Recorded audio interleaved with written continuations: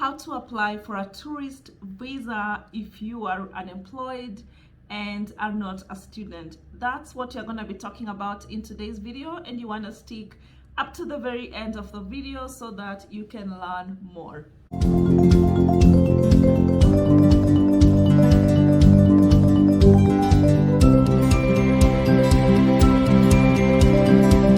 Hello guys, welcome back to the channel. If you are new here, welcome, karibu. My name is Unemployed and this is Travel with Unemployed, your #1 YouTube channel for all things travel, visas, immigration, working abroad, living abroad and studying abroad. So if any of those topics sound exciting to you, you want to hit the subscribe button below, and once you have done so, make sure to hit the notification bell as well so that every single time I shoot a new video, you do not miss out. Without much further ado, we are going to talk about tourist visas. This is a frequently asked question on the channel.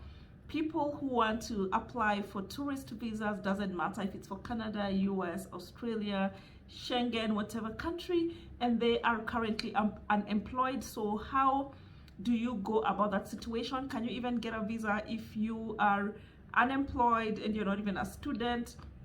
So you want to stick to the very end of this video because we are going to talk about such issues. So I think the first thing we need to get out of the way is that anytime you present your papers or present yourself to a visa officer and you are applying for a tourist visa, the first concern the visa officer has to deal with, or the main concern the visa officer has to deal with, is, are you a genuine tourist? Yeah, you are applying for a tourist visa, which is a visa that enables you to visit a particular country for vacation, for tourism purposes, or to visit your friends, your relatives, whoever. So that's the first concern the visa officer has, and the one to make sure that you are genuinely a tourist and not just somebody who is masquerading as a tourist but has other intentions. Yeah, and those intentions include, for example, working on your tourist visa. So when a country issues you a tourist visa, it is not for working, unless of course there's a temporary public policy like what is currently happening in Canada, and I've talked about it in this video up here.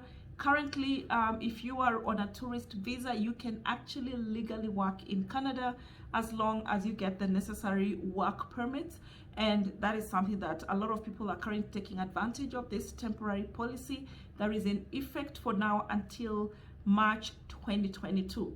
But generally, tourist visas are supposed to be for vacations or for visiting family and friends, and that's why the visa officer is rightly concerned, are you even a genuine tourist? And once they have confirmed that actually you're a genuine tourist, then the next question they want to ask themselves, are you financially capable of taking yourself to that country or the host country you're going to be visiting, as well as taking care of your expenses while you're in the country and then coming back home? So this is where the concern of you being unemployed comes in. Fine, you do not have a job, so how are you gonna take care of your expenses to the host country and while you're in the host country and then coming back home? So this is where you need to provide sufficient proof to your visa officer that as much as I do not currently have a job, I can take care of myself. So this is where you have to actually say the truth, because actually all the visa applications that I have seen, they always want to know, what do you currently do? What is your current employment? So the first step, you have to be truthful and say, you're currently unemployed. And then depending on the country for which you want to apply for a tourist visa, some countries will allow you to have a face-to-face, one-on-one interview with a visa officer, like the US Embassy, for example. Most of the Schengen countries will allow you to do that.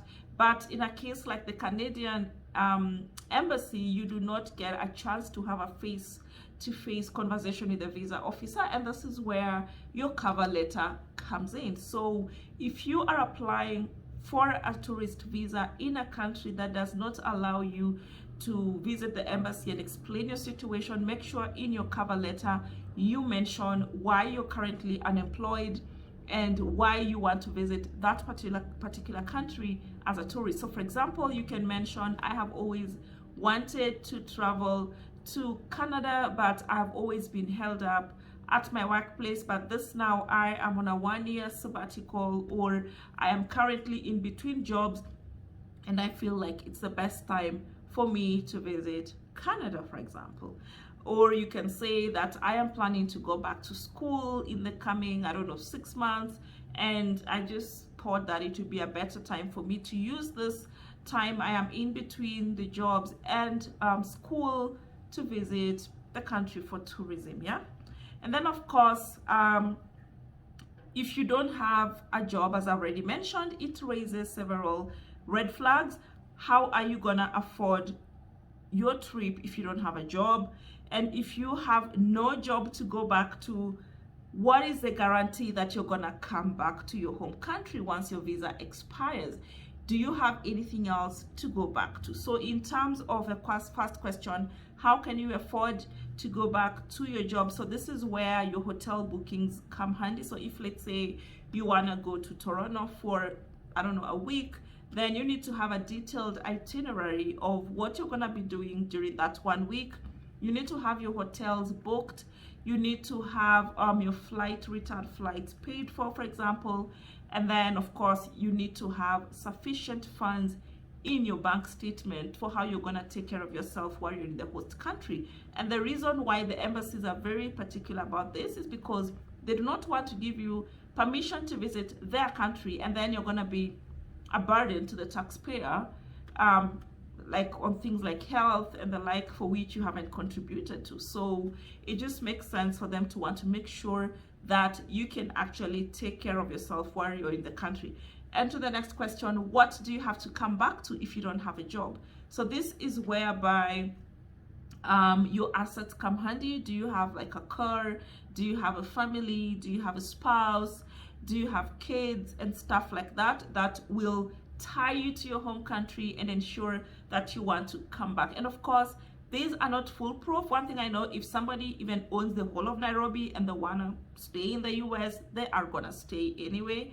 So, but it's still important to present these documents to the visa officer to make your case solid. And in other instances, you could probably be jobless because, let's say, you're a student and your family is financially capable to bankroll a foreign vacation for you. So just make sure to mention that my family is gonna pay for my vacation, and here is my father or my mother, my sister's bank statement. But just make sure you also have your own money to show that you're actually wealthy enough to take care of yourself even without a job. So you must make sure that you actually have a strong intention to come back, because just the fact that you are unemployed may be viewed as a potential immigrant crisis. So make sure you actually have a strong intention to come back. And you may be having yourself a sizable amount of wealth that does not require you to have gainful employment. So make sure to mention that as well in your cover letter or at the visa interview. Well guys, that's it for today in terms of how to apply for a tourist visa even if you are unemployed, and increase the chances of your visa application being approved. As usual, if you found this video helpful, please remember to give it a thumbs up, leave a sweet comment below, and share it with all other people that might also find it useful. Thank you for staying up to the very end of this video. I definitely look forward to meeting you on the next one. Bye guys.